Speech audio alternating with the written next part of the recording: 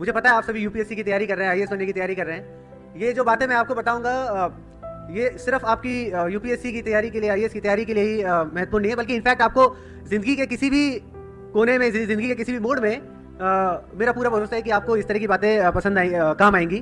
तथा अभी आपको जो इंट्रोडक्शन दिया है इन्होंने कि पहले आईआईटी के अंदर टॉपर रहे, फिर आईएम के अंदर टॉपर रहे, फिर यूपीएससी के अंदर टॉपर रहे, ये जो बातें मैं आपको बताने जा रहा हूँ ये मैंने मेरी ये सफलताओं से नहीं सीखी है, बल्कि इन सफलताओं के पीछे जो मेरी विफलताएं रही थी, जिनके बारे में जो यदि मैं चर्चा करने लग जाऊं तो शाम हो जाए, तो उन विफलताओं से मैंने ये बातें सीखी है। तो सर्वप्रथम मैं आप लोगों से पूछना चाहूंगा, आप में से अधिकांश लोग यूपीएससी की तैयारी कर रहे हैं, आपकी क्यों कर रहे हैं आप ये तैयारी? इसकी तैयारी करने के पीछे आपका सबसे बड़ा मोटिवेशन क्या है? कोई बता सकता है आप में से मुझे? वेरी गुड, समाज के लिए आपको कुछ करना है। और power, very good, very good, respect, समाज सेवा और जस्टिस। कोई ये भी बोल दो कि आईएएस बनना भी मोटिवेशन है, आईएएस बनने के लिए भी कर रहा हूं। मैं आपको एक बात बताऊं,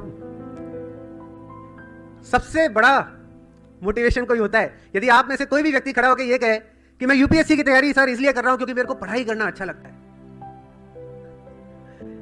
यदि कोई भी एक व्यक्ति जो है ये उठ के कहे तो मैं उससे यही कहूंगा कि बेटा सबसे बड़ा, सबसे तगड़ा मोटिवेशन, सबसे अच्छा मोटिवेशन आपका ही है, और आपको फिर यहाँ पे इस रूम में बैठने की, इस ऑडिटोरियम में बैठने की, दूसरे लोगों से मोटिवेशन लेने की आपको जरूरत नहीं है। आप जिंदगी में कुछ भी करें, आप हर्षवर्धन सर को लें, जब इन्होंने जो है सोचा होगा कि जो है पोलियो के ऊपर इन्होंने काम करना चालू किया होगा, या पब्लिक सर्विस में इन्होंने काम करना चालू किया होगा, तो क्या ये सोच के किया होगा कि मेरे को एक दिन साइंस एंड टेक मिनिस्टर बनना है इंडिया का? नहीं। आप यदि जो है आज की तारीख में अपन देखें, आप विराट कोहली को यदि देखें, तो विराट कोहली जब 8 साल की उम्र में, जब भरी दोपहरी में, गर्मी में जब जाता होगा क्रिकेट खेलने के लिए, तो क्या वो ये सोच के जाता होगा कि एक दिन जो है मेरे को वर्ल्ड का बेस्ट बैट्समैन बनना है, ये करना है, वो करना है? नहीं। सचिन तेंदुलकर ने भी जब क्रिकेट खेलना चालू किया था, आज सचिन तेंदुलकर इस हाइट पे पहुंचे, इतनी सफलता के शिखर पे पहुंचे, वो इसलिए नहीं पहुंचे कि वो वहां सफलता के शिखर पे पहुंचना चाहते थे, वो इसलिए पहुंचे क्योंकि उनको वो जर्नी अच्छी लगती थी, कि उनको बैटिंग करना अच्छा लगता था। विराट कोहली को बैटिंग करना अच्छा लगता था, इसलिए आज वो है। हर्षवर्धन सर को पब्लिक सर्विस अच्छी लगती थी, इसलिए वो धीरे धीरे धीरे धीरे करते करते वो वहां पर हैं, राइट? तो सबसे पहले जो है, जो मोस्ट इंपॉर्टेंट बात मैं आपसे कहना चाहता हूं वो ये कि आप इस जर्नी को एंजॉय करें। आप जीवन में कोई भी काम करें, आपको गाना बजाना है, आप गाना गाना है, आप गाना गाएं, आपकी कोई भी चीज, आपको कुछ भी करना है, आप उस चीज को यदि एंजॉय करने लग जाएंगे, बिना ये सोचे कि इसका फल क्या रहेगा, कि क्या इसका रिजल्ट रहेगा, उस चीज को भूल के आप यदि जो है सिर्फ उस प्रोसेस को एंजॉय करने लग जाएंगे, तो आप जो है सफलताएं अपने आप आती चली जाएंगी, अपने आप आती चली जाएंगी। मैं आपको, हालांकि जो है मंच पे जिस तरह की हस्तियां बैठी हैं उनके आगे मैं कुछ भी नहीं हूं, किंतु फिर भी मैं आपको जैसे अपने जीवन से यदि बताऊं, छोटी छोटी चीजें। लोग एमबीए करने जाते हैं, एमबीए करने क्यों जाते हैं? अच्छी नौकरी के लिए। बट एमबीए जाके आपको क्या करना होता है? पढ़ाई करनी होती है। मैं एमबीए जो है किसी नौकरी के लिए नहीं गया था, मैं एमबीए गया था क्योंकि जो आईआईटी के अंदर मैंने इतना बुरा किया था कि मुझे अपना जो है एक सॉर्ट ऑफ प्रायश्चित करना था, कि मैं पढ़ने के लिए गया था एमबीए में। मैंने वहां पढ़ाई की, गोल्ड मेडल अपने आप आया, और आईआईएम से जो सबसे अच्छी नौकरियां लगती हैं वो अपने आप मेरी नौकरी लगी। यूपीएससी के लिए भी जब मैंने तैयारी चालू की, इसलिए नहीं की कि कोई आईएएस बनूंगा मैं या फिर फर्स्ट रैंक लाऊंगा, ये करूंगा वो करूंगा। मैंने इसलिए पढ़ाई चालू की क्योंकि मेरे को पढ़ना अच्छा लगता था। मैंने इकोनॉमिक्स लिया, हालांकि मेरा कंप्यूटर साइंस से इंजीनियरिंग है, फिजिक्स मैथ्स ये कुछ भी ले सकता था, बट इकोनॉमिक्स लिया तो इकोनॉमिक्स अच्छा लगता था। उसके अलावा पहले जब 2 सब्जेक्ट होते थे, हिस्ट्री लिया, जो हिस्ट्री पढ़ना अच्छा लगता था, राइट? ऐसे ही आप लोगों को भी कोई एक बात यदि मैं कहना चाहूंगा तो वो यही कहना चाहूंगा कि आप लोग जीवन में कुछ भी करें, आप उस चीज को एंजॉय करें। महाभारत के अंदर एक वो, महाभारत नहीं, भगवत गीता के अंदर एक वो जो श्लोक है ना, जीवन का सबसे इंपॉर्टेंट श्लोक भी वही है और जीवन का सबसे मुश्किल श्लोक भी वही है। एग्जैक्ट संस्कृत तो मेरे को याद नहीं है, लेकिन उसका हिंदी में सारी होता है कि कर्म करता चल, फल की इच्छा मत रख। कर्म करता चल, फल की इच्छा मत रख। आप अपने कर्म करते चलो, सफलता अपने आप आने लगेगी। और जीवन में सबसे मुश्किल भी इसीलिए है क्योंकि इवन जैसे मैं अपने आप को ही देखूं कि ठीक है, जब मैंने ये फॉलो किया तब मैं इसके अंदर सिलेक्शन हो गया। अभी सिलेक्शन होने के बाद में कई बार ना अपने को नौकरी के अंदर आने के बाद तो कई बार डिसीजंस लेने होते हैं कई सारे। तो ऐसे ही मैं बैठा हुआ था सर, एसडीओ कोर्ट के अंदर जो जमीन वमीन की जो फाइलें होती है, कोई एक केस था, उसका निर्णय मैं कर रहा था। निर्णय करते करते मेरे को लगा कि देखो, मैं जितने भी डिसीजन लेता हूँ बोनाफाइड तरीके से लेता हूँ, लेकिन निर्णय करते हुए मेरे को लगा कि यार मैंने यदि ये डिसीजन कर लिया तो इसका हो सकता है ये परिणाम हो, फिर ये होगा, फिर ये होगा, ये होगा। कई बार इस तरह की भावनाएं आ जाती हैं। उस समय आप यकीन नहीं करेंगे, मेरे जो कोर्ट के रीडर हैं, रीडर यानी कि जो आपके एलडीसी यूडीसी होते हैं, उन्होंने मेरे को, भंवर जी उनका नाम, तो भंवर जी ने मेरे को कहा कि सर, महाभारत के युद्ध में जब अर्जुन एक बार बैठ गया था कि जो है मैं किनको मार रहा हूँ, ये सब मेरे जो है भाई हैं, मेरे जो है रिश्तेदार हैं, इनके साथ मैंने बचपन बिताया है, तो भगवान कृष्ण ने उनको एक ही बात कही थी कि अर्जुन तू गांडीव चलाए रख, तू गांडीव चलाए रख। तो जीवन भर आप इस बात को ध्यान रखना, कभी आप फल की चिंता मत करना, आप जो करना है आपको करो, आप पूरा दिल लगा के करो, अपने आप जो है सफलता आपकी आती रहेगी।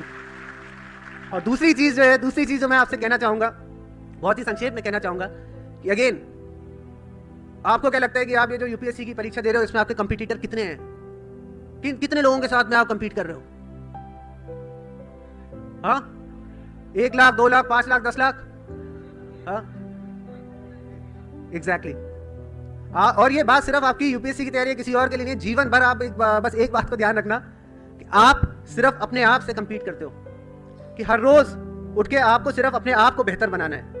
आपकी सारी की सारी शुरू से जो है इस पूरे प्रोग्राम की यही थीम रही है कि let positivity in and keep negativity out. आपकी सारी की सारी एनर्जी, डॉक्टर साहब ने इतनी अच्छी बातें बताई थी, सारी की सारी एनर्जी आपकी इसी बात पे होनी चाहिए कि मैं किस तरह से अपने आप को और बेहतर बनाऊं। जीवन में मेरा कॉम्पिटिटर सिर्फ मैं खुद हूं, किसी और से कोई कंपटीशन नहीं है, सिर्फ आप अपने आप को बेहतर बनाते रहो। और वो करते समय आप खुद ही देखना कि सारी जो पॉजिटिव एनर्जीज हैं आपकी, सारी जितनी भी एक पॉजिटिव माइंडसेट होता है वो सारा आपके अंदर आएगा। आप अपने आप को बेहतर बनाओगे तो बेहतर बनाते बनाते बनाते बनाते आप अगेन जो है कब शिखर पर पहुंचोगे आपको पता भी नहीं लगेगा। और कंक्लूड करने से पहले आपको एक तीसरी जो है छोटी सी बात बता दूं, और ये सारी बातें यही है जो मैंने अपने जीवन में अपने फेलियर से सीखी है।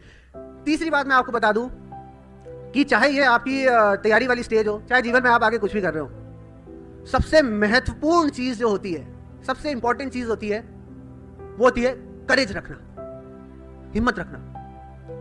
क्योंकि जीवन ना कभी भी ऐसे नहीं चलता जैसे अपनी जो हाईवेज होती है एकदम स्ट्रेट। जीवन यूं यूं यूं यूं हमेशा चलता रहेगा। और जब मैं कहता हूं कि करेज रखना, तो जनरली मेरा अभिप्राय ये नहीं है कि जब आप जब आप फेल हो जाओ या जब आप अपने जीवन के निम्न स्तर पर हो, उस समय अपने आप को हिम्मत रख के जो है फिर से जो है चलते रहना, ये बहुत जरूरी है। ये बहुत मुश्किल भी है कि जब आप एकदम जो है ऐसी स्थिति में हो, जब आपको कुछ समझ में नहीं आ रहा हो कि क्या होने वाला है, क्या होगा, मैं कैसे आगे बढ़ूंगा या बढ़ूंगी, उस समय अपने आप को हिम्मत रख के धीरे धीरे आगे बढ़ते रहना, वो बहुत जरूरी है। लेकिन उससे भी ज्यादा जरूरी है कि आप जो है आपके अंदर इतनी करेज होनी चाहिए, इतनी हिम्मत होनी चाहिए कि आप अपनी गलतियां स्वीकार कर सको। क्योंकि यदि एक ये चीज अपने पास में नहीं रहती कि अपनी गलतियां खुद स्वीकार कर सके, तो अपने अंदर अहंकार आ जाता है। हर व्यक्ति को ये लगता है कि बॉस मैं जो कह रहा हूं या मैं जो कर रहा हूं वही सबसे अच्छा है, कि मैं जो आंसर लिख कर आया हूं वही सबसे अच्छे आंसर है, कि मैं जो स्पीच दे रहा हूं वही सबसे अच्छी स्पीच है, मैं जो गुरु मंत्र दे रहा हूं वही सबसे अच्छा गुरु मंत्र है।